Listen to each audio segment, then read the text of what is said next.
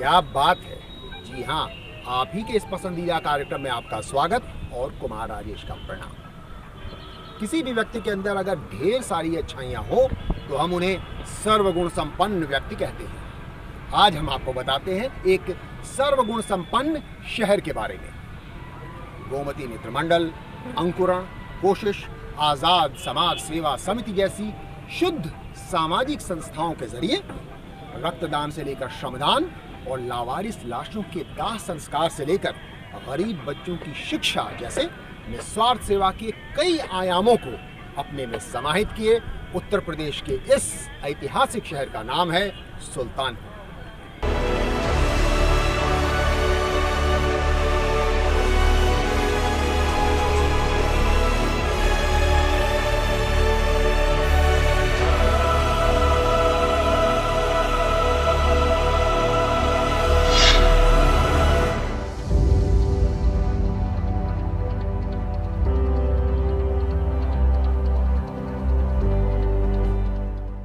सुल्तानपुर में गोमती के इस तट से रामायण की एक विशेष कथा जुड़ी है। भगवान राम को लगे ब्रह्म हत्या दोष के प्रायश्चित और मां सीता की आराधना को लेकर। ये सीताकुंड धाम है। यहाँ जगत जननी मां सीता ने अपने केस को धुले थे और उस समय धुले थे जब भगवान राम वन से वापस आ रहे थे और उन्होंने मां गोमती में स्नान किया था। और थोपा एक स्थान है सीताकुंड से ही लगा हुआ है 20 किलोमीटर दूरी पर। और जब तक वो स्नान करके आए हैं तब तक सीता जी यहाँ बैठ करके उनकी आराधना कर रही थी। तभी से जो है सीताकुंड के नाम से जाना जाता है। त्रेता युग के उस कथा से जुड़े पवित्र गोमती तट की इस युग में 9-10 साल पहले तक ऐसी दुर्दशा हो चुकी थी। दिन में यह गंदगी और शाम होते ही असामाजिक तत्वों का बोलबाला। तभी सुल्तानपुर के एक वकील के मन में एक सद्विचार आया। 12 अप्रैल 2012 को मैं यहाँ बैठा था और यहाँ पर सीताकुंड का अस्तित्व पूरी तरह से समाप्त हो गया था। लोग यहाँ आना नहीं पसंद करते थे। अचानक मेरे मन में भाव आया कि यह है धार्मिक स्थल है और इसकी क्यों न उद्धार किया जाए। और उसी दिन हमने संकल्प लिया कि स्वयं अपने झाड़ू उठाऊंगा और इस तट को पुनरुद्धार करूंगा। इस प्रकार साल 2012 में जन्म हुआ गोमती मित्र मंडल नाम की संस्था का। शुरुआती तानों और आशंकाओं के बाद जैसे जैसे सीताकुंड की रौनक लौटने लगी वैसे वैसे सुल्तानपुर के लोग इससे जुड़ने लगे। आज इस संस्था में 1000 से ज्यादा स्वयंसेवक हैं। समय के साथ साथ चीजें बदलती गई और लोगों ने यहाँ पे परिवर्तन देखा कि जिस सीताकुंड धाम पे आदमी केवल और केवल कभी न कभी अपने धार्मिक मान्यताओं के आधार पे आता था, वहाँ पे अब हम लोगों के लिए इससे ज़्यादा खुशी की बात क्या हो सकती है कि लोग यहाँ घूमने आते हैं, दर्शन करने आते हैं। पीछे जो आप नाव देख रहे हैं, ये भी अभी 2-2.5 साल का डेवलपमेंट है कि लोग यहाँ पे हर रविवार शाम को नौका भ्रमण के लिए भी आते हैं। हर रविवार अब सीताकुंड पर माँ गोमती की आरती भी होती है। गोमती सफाई का काम अभियान इनका एक प्रमुख कार्य है, लेकिन इसके अलावा समाज की हर तरह से, चाहे वो रक्तदान का शिविर हो, चाहे वो किसी तरह का काम हो, सब ये लोग करते हैं। अब केवल सीताकुंड ही नहीं बल्कि गोमती मित्र मंडल सुल्तानपुर के सभी 14 घाटों की साफ सफाई करता है। हालांकि इन्हें मलाल है कि जनपद मुख्यालय होने के बावजूद सुल्तानपुर में गोमती के किसी घाट पर पक्की सीढ़ियां नहीं है। महिलाओं के वस्त्र बदलने के लिए किसी भी घाट पर प्रशासन ने कोई इंतजाम नहीं किया है और आम जन अब भी गोमती की सफाई के प्रति पूरे जागरूक नहीं है। पर इस आशा के साथ कि उनकी सकारात्मकता से वस्तुस्थिति में सुधार हो, गोमती मित्र मंडल के लोग अपने सत्कर्मों में जुटे हैं। जैसे इस सीता उपवन का निर्माण, सीता रसोई द्वारा गरीबों को निःशुल्क भोजन, लावारिस घायल पशुओं की देखभाल, कोरोना बंदी के समय जरूरतमंदों के लिए निःशुल्क भोजन व राशन और साल 2019 में आयोजित स्वच्छता संकल्प महायज्ञ। अपने लिए तो सभी जीते हैं, मजा तो औरों के लिए जीने में है। सुल्तानपुर का गोमती मित्र मंडल समय समय पर अपने शहर से बाहर जाकर भी श्रमदान करता रहा है। ताजा उदाहरण है अयोध्या के भव्य मंदिर निर्माण में इस मित्र मंडल द्वारा सुल्तानपुर से अयोध्या जाकर अपने सदस्यों द्वारा सामूहिक श्रमदान करवाना।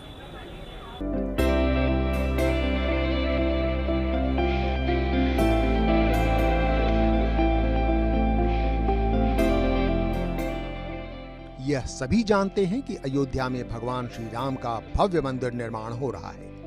उसी अयोध्या में सरयू नदी के किनारे नया घाट पर गोमती मित्र मंडल ने अपना 9वां वार्षिक श्रमदान इसी महीने रविवार 14 मार्च को किया। दरअसल यह संस्था हर साल एक श्रमदान अपने जनपद सुल्तानपुर से बाहर आयोजित करती है, खास तौर पर देश भर में लोगों को स्वच्छता के प्रति जागरूक करने के उद्देश्य से।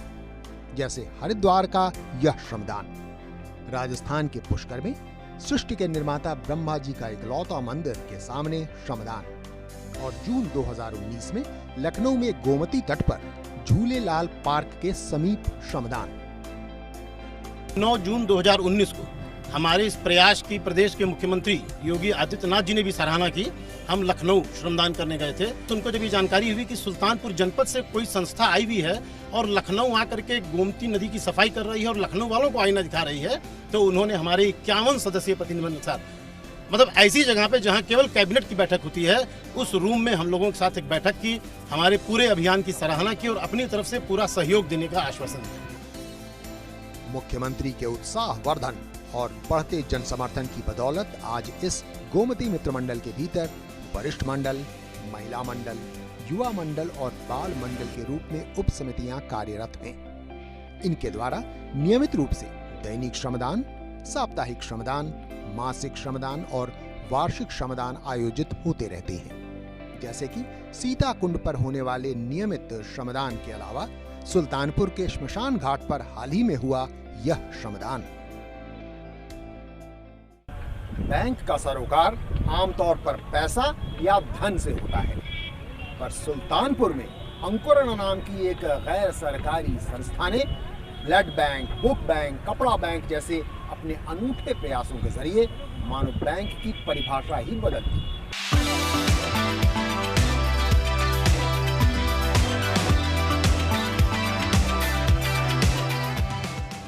सुल्तानपुर में कार्यरत कई समाजसेवी संस्थाओं में सबसे हाल की और शायद सबसे ज्यादा युवाओं के जोश से लबरेज संस्था का नाम है अंकुरण फाउंडेशन। साल 2017 में पंजीकृत इस संस्था ने अपने औपचारिक अस्तित्व के 2 वर्ष के भीतर ही रक्तदान में पूरे उत्तर प्रदेश में एक रिकॉर्ड बना डाला। अपने स्थापना दिवस पर 5 अप्रैल को 2019 को जो है 5 अप्रैल को हम लोगों ने एक बहुत बड़ा कैंप लगाया था यहीं सुल्तानपुर में, जहां पर उत्तर प्रदेश से 6 ब्लड बैंक की टीमें आई थी और एक दिन में एक जगह पर 600 से अधिक यूनिट ब्लड का डोनेशन हुआ और उससे ज़्यादा लोग लाइन में खड़े थे देने के लिए, लेकिन ब्लड बैंकों ने हाथ उठा दिया कि हमारे पास अब बैग नहीं बचे, हम ब्लड नहीं ले सकते हैं। तो एक जगह पर यूपी का सबसे बड़ा ब्लड डोनेशन का रिकॉर्ड भी हमारे सुल्तानपुर के नाम है, अंकुरण फाउंडेशन के नाम है। खास बात तो ये है कि सुल्तानपुर की संस्था होते हुए भी अंकुरण लखनऊ, दिल्ली और उत्तराखंड में कई जगहों पर भी अपने संपर्क सूत्रों के जरिए जरूरत पड़ने पर लोगों को किसी भी ग्रुप के ब्लड का इंतजाम करा देने में सक्षम है।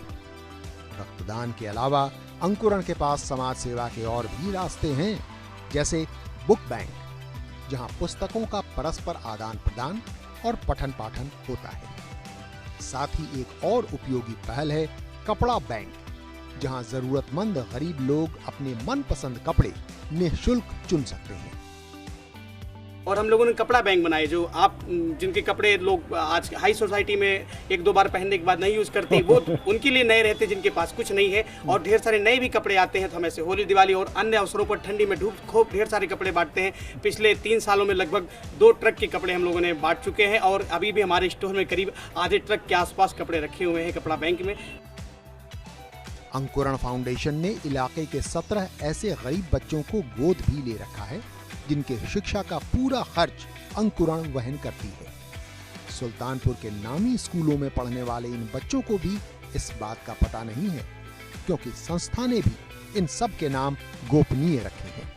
पर पूरे सुल्तानपुर को यह पता है कि उन सब का प्रिय आजाद पार्क अब काफी मनमोहक हो चुका है, चाहे दिन हो या रात। जब से अंकुरण फाउंडेशन ने इस पार्क के रखरखाव की जिम्मेदारी संभाली है।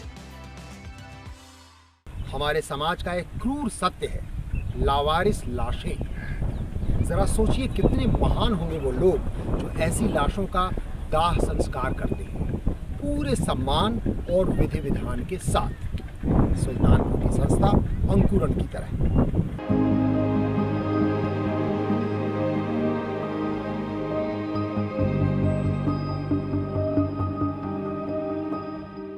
लावारिस लाश की इस चिता पर मुखाग्नि से ठीक पहले लकड़ियां सजा रहे हैं अंकुरण फाउंडेशन के मोहम्मद आरिफ खान। वही आरिफ खान सफेद कुर्ता पैजामा में इस लावारिस लाश को मुखाग्नि दे रहे हैं। सुल्तानपुर में हिंदू मुस्लिम सौहार्द की अनूठी मिसाल। इस समय देश के हालात जो है कि हिंदू मुस्लिम चीज़ें बहुत ज़्यादा विकराल रूप से धारण कर ली है। गलत फहमियाँ हैं लोगों के अंदर, हर चीज़ें उस चीज़ को दूर करने के लिए हुआ कि एक मुस्लिम भी दाह संस्कार कर सकता है हिंदू रीति रिवाज के हिसाब से, कोई इसमें कोई दिक्कत नहीं आनी है। अभी इसी तर्ज पर अंकुरण फाउंडेशन ने तय किया है कि संस्था के अध्यक्ष डॉक्टर आशुतोष श्रीवास्तव, जो इस लावारिस लाश को मुखाग्नि दे रहे हैं, किसी मुस्लिम लावारिस लाश के मिलने पर उसे अपने हाथों से सुपुर्दे खाक करेंगे।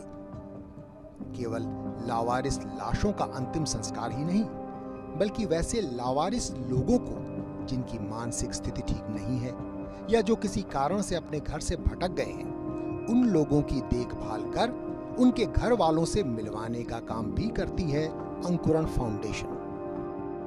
और अब तक ऐसे 20 लोगों को हम लोग घर पहुंचा चुके, जो नागालैंड से सालों से अपने घर से गायब थे, कोई महाराष्ट्र से सालों से अपने घर से गायब था, कोई सीताकुंड से। उनके घर वालों ने जब उनको पाया तो उनके चेहरे पर एक अजीब खुशी रही। आज भी हमसे मिलने वो सुल्तानपुर आते हैं, अंकुरण से मिलने सुल्तानपुर अपने परिवार के साथ आते हैं। मरणोपरांत लावारिस लाशें हों या जीवित रहते कोई भूला भटका बेसहारा लावारिस इंसान, अंकुरण फाउंडेशन सहित सुल्तानपुर की कई सामाजिक संस्थाएं मानवता के ऐसे उदाहरण पेश करने में बढ़ चढ़कर जुटी हैं। फिलहाल वक्त तो चला है एक छोटे से ब्रेक का, लेकिन ब्रेक के बाद जब लौटेंगे तो आपको बताएंगे कैसे सुल्तानपुर के एक कॉलेज के छात्र बीते एक दशक से अपने इलाके में गरीब बच्चों को मुफ्त पढ़ा रहे हैं। सुल्तानपुर में कमला नेहरू इंस्टीट्यूट ऑफ टेक्नोलॉजी के छात्र बीते 10 वर्षों से कोशिश नामक अपनी संस्था के बैनर तले इलाके भर के गरीब बच्चों को मुफ्त पढ़ा रहे हैं। They are truly the divine engineers.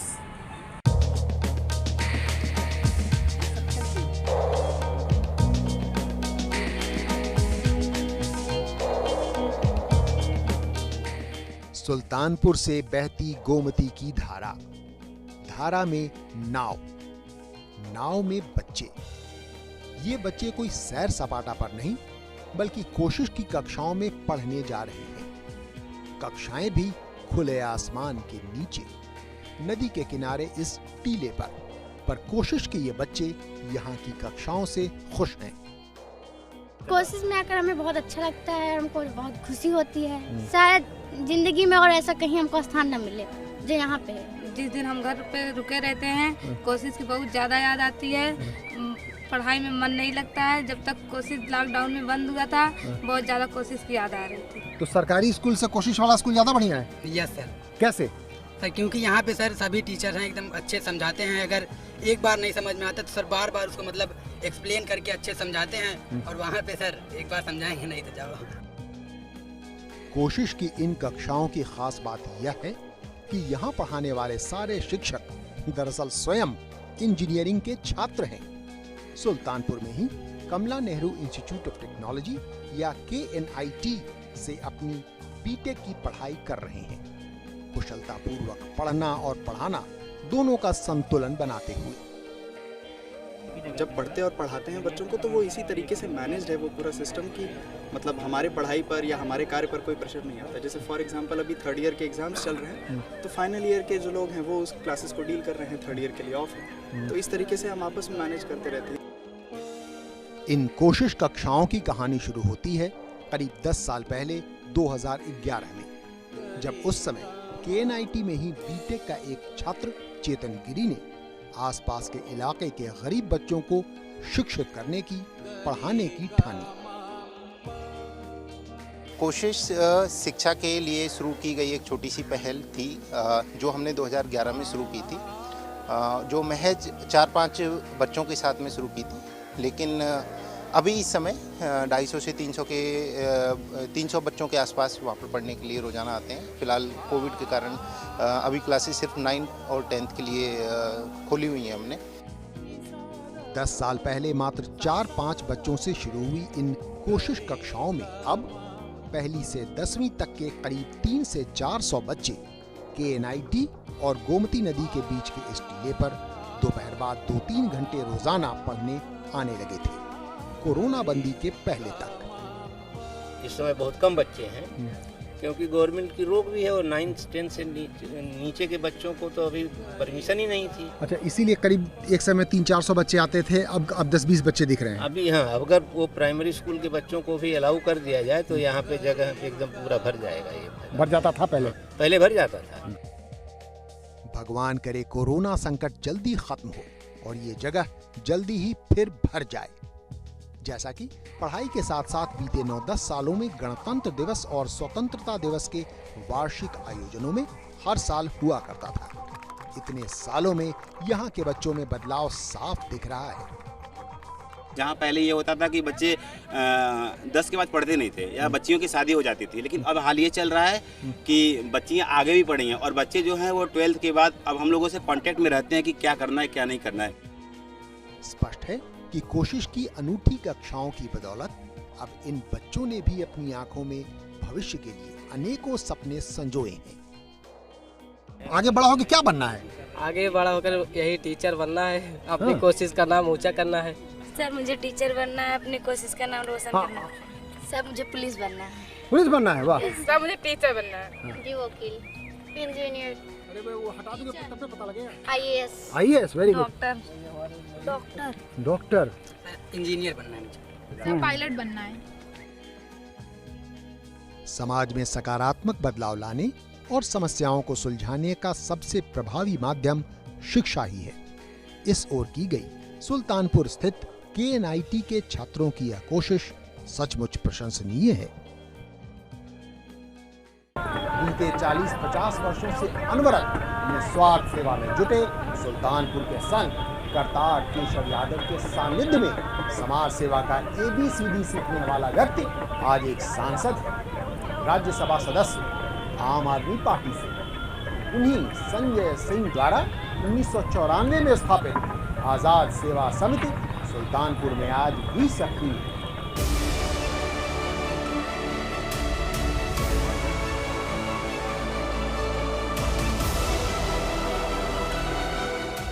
एक समय सुल्तानपुर के संत करतार केशव यादव की समाज सेवा में एक प्रमुख सहयोगी रहे संजय सिंह आज आम आदमी पार्टी से राज्यसभा सांसद हैं। उन दिनों इन दोनों के साथ रहे थे अशोक सिंह। संजय सिंह, करतार केशव यादव और मैं, हम तीनों लोग आते थे तो नए उस समय जिला अस्पताल में 2 लावारिस भर्ती थे। उनकी मानसिक स्थिति बहुत खराब थी, मानसिक रूप से विक्षिप्त थे। शमसुद्दीन था, जस्सू थे, तो पैर में कीड़े पड़ गए थे बहुत। तो आदरणीय करतार केशव यादव जी उसको नहलाना धुलाना और दवा वगैरह करना ये सब करते थे। मैं हैंड पाइप चला के थोड़ा बहुत उसमें थोड़ी बहुत सहयोग करता था। धीरे धीरे मुझको भी अच्छा लगने लगा, बार बार संजय लेके चले भैया के पास। इस प्रकार 90 के दशक के पूर्वार्ध में संजय सिंह और अशोक सिंह दोनों करतार केशव यादव की सेवा की मुहिम में साथ साथ रहे। पर युवा जोश सेवा के साथ साथ आवश्यकता पड़ने पर विरोध का स्वर भी मुखर करना चाहता था, जबकि करतार जी सेवा के खूंटे से ही बंधे थे। इसी एक मुद्दे को लेकर संजय सिंह ने साल 1994 में एक नई संस्था का गठन किया। उसी के दौरान संजय ने आजाद समाज सेवा समिति का गठन किया, लेकिन संस्था अलग होने के बावजूद मैं एक बात सिर्फ इतना कहना चाहूँगा कि चाहे वो आजाद समाज सेवा समिति हुई, चाहे अंकुरण हुआ या जनपद की जितनी भी संस्थाएं हैं, सबके प्रेरणा स्रोत आदरणीय करतार केशव यादव जी। इस विनम्रता और कृतज्ञता से भरे अशोक सिंह स्वयं आज उसी आजाद समाज सेवा समिति के अध्यक्ष हैं और सुल्तानपुर के विकास भवन में अपनी सरकारी नौकरी के साथ साथ समिति का संचालन भी कर रहे हैं। आज भी संजय सिंह द्वारा स्थापित वह आजाद समाज सेवा समिति अनेकों सामाजिक गतिविधियों में जुटी है, जैसे कोरोना बंदी के समय भोजन और राशन वितरण, गोमती नदी के तट पर श्रमदान, लावारिस मरीजों की देखभाल, निःशुल्क प्याऊ, रक्तदान, शहीदों की स्मृति में प्रभात फेरी और वृक्षारोपण। पर आज भी आजाद समाज सेवा समिति का सबसे बड़ा आयोजन होता है शहीद खुदीराम बोस की जयंती पर हर वर्ष 3 दिसंबर को समिति का स्थापना दिवस समारोह। इसमें सैकड़ों जरूरतमंदों को साइकिल रिक्शा, सिलाई मशीन जैसी अनेकों उपयोगी वस्तुओं के साथ साथ गरीबों को ठंड से बचने के लिए आवश्यक रजाइयों का भी समुचित वितरण किया जाता है। बिल्कुल निस्वार्थ समाज सेवा में जुटी सुल्तानपुर की इन गैर सरकारी संस्थाओं के तमाम सार्थक व उपयोगी क्रियाकलापों के बारे में जानकर कोई भी तो यही कहेगा ना, क्या बात है। जी हाँ, यही है हमारे कार्यक्रम का नाम, क्या बात है। हमें पूरी उम्मीद है कि हमारे इस कार्यक्रम का यह अंग आपको अवश्य पसंद आया होगा। ऐसे ही एक और रोचक व प्रेरणादायक अंक के साथ अगले सप्ताह हम पुनः उपस्थित होंगे।